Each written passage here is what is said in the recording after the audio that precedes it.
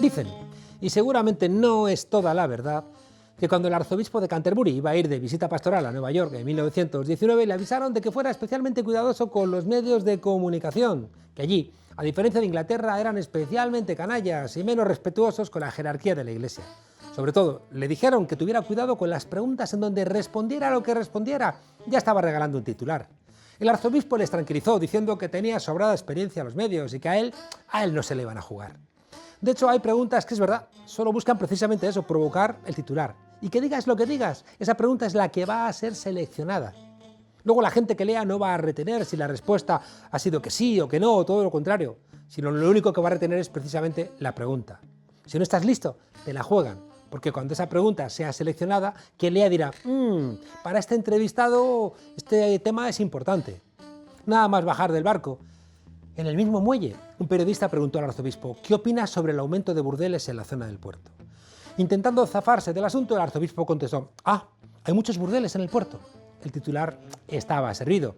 Al día siguiente se pudo leer en los periódicos, nada más bajarse del barco, el arzobispo pregunta por los burdeles del puerto. Ayer, el vicepresidente Pablo Iglesias hizo una de las más relevantes afirmaciones que se han hecho en la democracia europea. Los poderosos, a los que no elige nadie, tienen la capacidad de doblarle el brazo a los ministros, que sí que han sido elegidos por los ciudadanos para que gobiernen su país.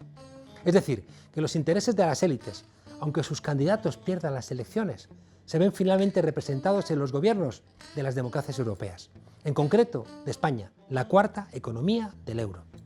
No es fácil escuchar a un político en un gobierno de la Unión Europea decir que recibe presiones todos los días y que el principal instrumento que tienen los poderosos para doblarle el brazo a los representantes legítimos del pueblo son los medios de comunicación. ¿Qué hace un banco controlando un medio de comunicación?, se preguntó el vicepresidente Iglesias. Y entonces los medios de comunicación al día siguiente decían que lo más relevante de la entrevista a Pablo Iglesias era algo que solamente ha existido en la pregunta del periodista y que respondiera como respondiera, iba directo a los titulares. Los profesores de universidad tenemos el problema de la abstracción y desde la abstracción trenzamos las relaciones entre cosas que a simple vista no se ven y que también las interpretamos cuando nos preguntan. Los defensores del bipartidismo no soportan que se diga que en España hay presos políticos. Pero ¿cómo va a haber presos políticos en una democracia? Y claro que hay presos políticos en España, igual que había presos políticos en Estados Unidos cuando encarcelaron a Rosa Parks. Pero cuidado, que los presos políticos no son iguales que los políticos presos, principalmente por robar. Cuando por defender tus ideas vas a la cárcel, eres un preso de conciencia, aunque defiendas gilipolleces. Cuidado, cuando además lo que defiendes lo sostienen cientos de miles, incluso millones de personas. Cuidado con considerarlo una gilipollez. Y esto vale para los 74 millones que han votado a Trump y también para los 2 millones de votos del independentismo. Es muy probable que el Tribunal Constitucional o finalmente el Tribunal Europeo de Derechos Humanos tumbe la sentencia del Procés, como ha sostenido el catedrático de Derecho Constitucional Pérez Royo. Es decir, que gente como Puigdemont está fuera de España de manera injusta, como ha ocurrido en otros momentos de la historia.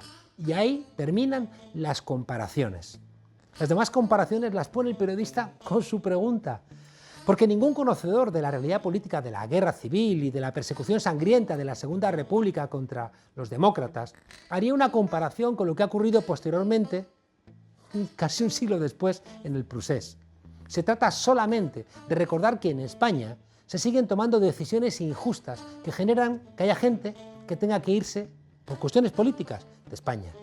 Es muy clarificador que ni más ni menos un vicepresidente de un gobierno de la Unión Europea diga que la democracia, nuestra democracia, es imperfecta. Que diga que tiene más fuerza un banquero que un ministro. Que diga que conociéndoles de cerca, los ricos son aún peores de lo que imaginábamos.